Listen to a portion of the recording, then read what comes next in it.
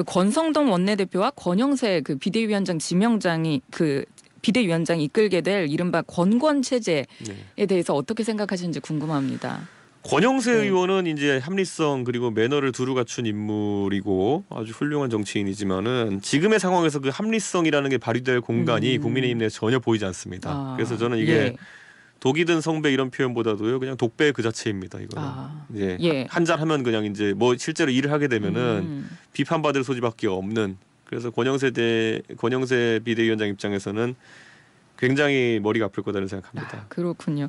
그 권영세 의원은 비대위원장 지명 직후에 그 당이 안정화된 안 되면 이게 쇄신도 있겠냐 이렇게 얘기를 하면서 먼저 이제 안정을 시키겠다 이렇게 얘기를 했고요. 향후 뭐 당직이라든지 비대위 구성을 개파를 불문한 뭐 인선을 할 계획이다 이런 보도도 있더라고요.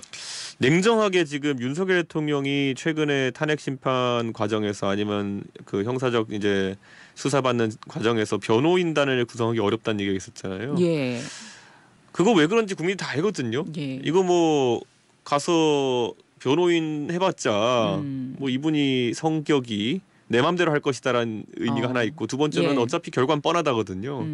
그럼 마찬가지로 권영세 비대위원장 입장에서 본인의 뜻은 좋으나 이 비대위의 비대위원으로 갈 정도의 정치적 그런 판단이라면은 굉장히 능력이 떨어지는 인사일 가능성이 높다. 그냥 아주 애당심이 좋아가지고 내가 욕먹으면서 하겠다는 판단이든지 아니면 사태 판단이 안 되는 분이거든요. 그러니까 저는 이거는 권영세 비대위원장의 의지와는 다르게 굉장히 험난한 과정이 될 거다. 의원님께서 나오셨으니까요. 그 차기 대선 출마, 그 의지를 이제 공식화하셨다는 보도를 제가 오늘 새벽에 봤거든요. 그 스페이스 X를 차리는 새로운 방식으로 이제 도전할 것이고 또 국민의힘과의 단일화는 이제 없는 그런 대선 완주를 선언하셨더라고요. 그러니까 계속 이제 제3당으로서의 선거에 대해서 저는 동탄 선거도 경험하고 했기 때문에 대한민국의 합리적인 유권자들은 양당 체제를 돌파해낼 유권자로서의 준비가 되어 있다라는 생각을 저는 하는데 이제 여의도 이 작은 섬에 있는 사람들은 아니야 그래도 이준석이가 그 대선 도전하려면은 그 국민의힘에 들어가려고 이제 뭐 계속 노력할 거야 이런 얘기를 하거든요. 그래서 제가 이제 비유했던 게 예전 같으면요 내가 만약에 로켓을 만들고 싶어요. 그리고 우주선을 만들고 싶어요. 그러면은 나사에 들어가서 일하는 거 외에 다른 길이 없습니다. 나사만 그거 하니까요. 그렇죠. 그리고 거기에 정부 예산도 빵빵하게 지원되고 저는 근데 우주 탐사의 꿈을 이루는 데 있어가지고 나사에 들어가는 게 아니라 그냥 스페이스X 같은 걸 차리면 된다. 그리고 그게 오히려 지금은 나사보다 오히려 스페이스X가 기술 혁신이라는 걸 많이 해내는 것처럼 정치에서도 그런 고정관념을 좀 깨는 게 필요하다. 그런 생각을 합니다. 의원님께서 대통령 선거에 나온다면 동탄 이제 시민들이 조금 아쉬워하진 않으실까요? 뭐 지금 지방자치 단체장들은 직을 버리고 나와야 되는 상황이지만 그래서 비판받을 소지가 좀 있지만 동탄 주민들은 걱정 안 하셔도 되는 게요. 국회의원은 안 그래도 됩니다. 국회의원은 직을 유지하면서 나오는 거고요. 과거에 문재인 대통령이나 여러 그런 후보들 선례가 있고 동탄 지역의 문제라고 하는 것이 경기 남부 지역에 있는 젊은 세대가 겪고 있는 아주 보편적인 이야기입니다. 예를 들어 교통의 문제, 상업용 부동산의 문제 이런 것들을 굉장히 넓은 범위에서 다룰 수 있는 거기 때문에 저는 제가 나오는 것을 좁게는 동탄 그리고 넓게는 경기 남부의 진취적인 유권자들이라면은 마다할 이유가 없고 굉장히 반기시는 분들이 있다. 이렇게 제가 말씀드리겠습니다. 동탄에 제가 지난 주말에도 가서 막 식당에서 인사하고 이러면은 화이팅 소리만 들었습니다. 그런데 또 한편 일각에서는 지금 현재 그 개혁신당의 그 내부 갈등에 대해서 좀 우려도 하고 있는데요. 이 당 상황 잘 해결되고 있는 건가요? 그 당내 주요 구성원 중에서 뭐 한두 분 정도가 당원과 지지자들의 생각과 좀 다른 행동을 하면서 당내 분위기가 흐트러질 수는 있겠지만요. 원래 뭐 대선 앞두고 3당은 이게 3당을 많이 안 해본 분들은 흔들리는 분도 있고 그리고 뭐 어떻게 하면 여기서 내 개인적인 팔로를 찾아볼까 고민하는 분도 있고 이런 분들이 있지만은 저는 또 3당에 경험해 본 거로는 대한민국에서 세 손가락 안에 들어갈 겁니다. 현재 정치인들 중에서. 그래서 저는 크게 개의치 않습니다. 또 이제 개혁신당 그 당원들의 목소리를 좀 들어보니까요. 이게 어떻게 보면 좀 빠르게 당 내의 문제는 좀 바깥으로 이제 목소리가 나가지 말고 좀 내부에서 잘 해결하는 게 좋지 않겠냐 이런 목소리도 좀 있어요. 그런데 그런 태도만 견지하게 되면요, 사실 좀 그런 돌발적인 행동을 하시는 분들이 네.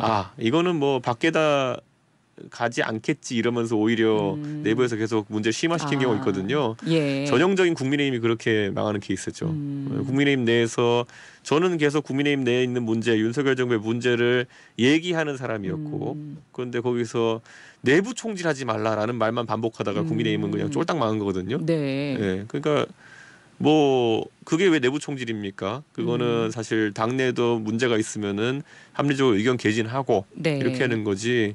저는 국민의힘 같이 망하면 안 된다 생각합니다. 최근 홍 시장도 그 조기 대선 출마 의지를 강하게 보이고 있는데 이 대구시장 졸업해야 하나 뭐 이런 글들 올라오고 있는데 어떻게 보셨어요? 아니 뭐 홍 시장님이나 아니면은 오세훈 시장님이 각각 이제 광역단체장으로 지금까지 누리신 게 많아요.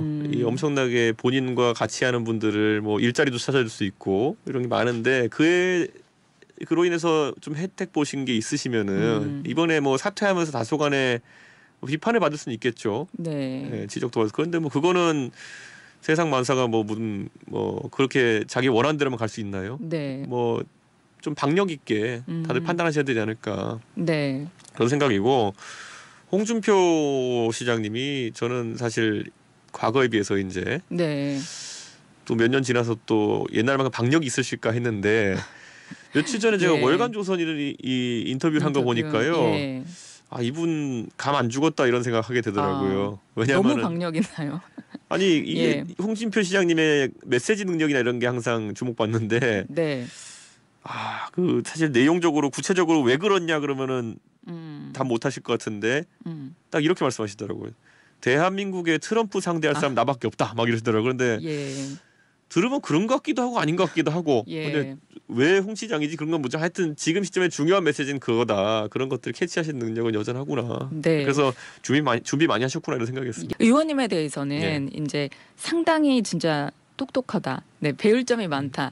이런 부분에 대한 이제 평가들도 많지만 또 한편으로는 이게 좀 확장성이 부족한 거 아니냐. 또 이런 이제 평가도 있잖아요. 이 부분에 대해서는 네, 어떻게 말씀해 주시겠습니까? 제가 나이 40대인데 아직도 어리다 소리 듣고 이런 거. 네. 그런데 냉정하게요.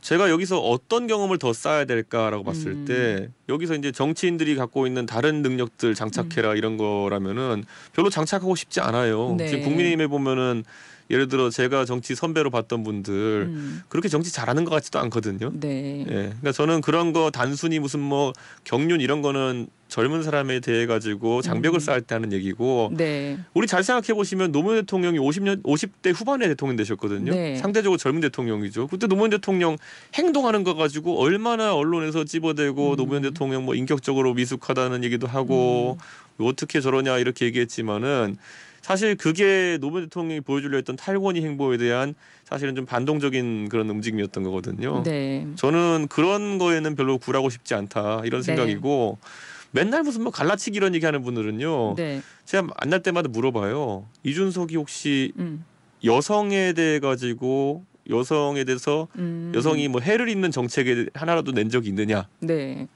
이런 거 얘기하면 말 못해요.